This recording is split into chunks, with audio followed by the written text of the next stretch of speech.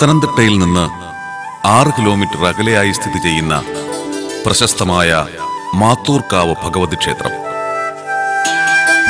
ആദിപരാശക്തിയായ മഹാദേവി ഇവിടെ ഭദ്രകാളി ഭാവത്തിൽ കുടികൊള്ളുന്നു.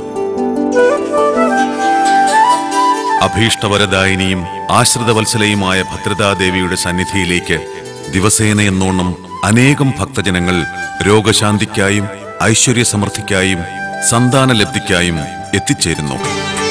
ഗണപതി, ആദിത്യൻ, അംബിക, ദുർഗ, വിഷ്ണു, ശിവൻ, രക്ഷസ്, നാഗരാജാവ്, നാഗയക്ഷി, യക്ഷിയമ്മ എന്നീ ദേവതകളുടെ സാന്നിധ്യവും ഇവിടെയുണ്ട്. മേടമാസത്തിലെ ഉത്രം നാളിലാണ് ഈ ക്ഷേത്രത്തിലെ ഉത്സവം.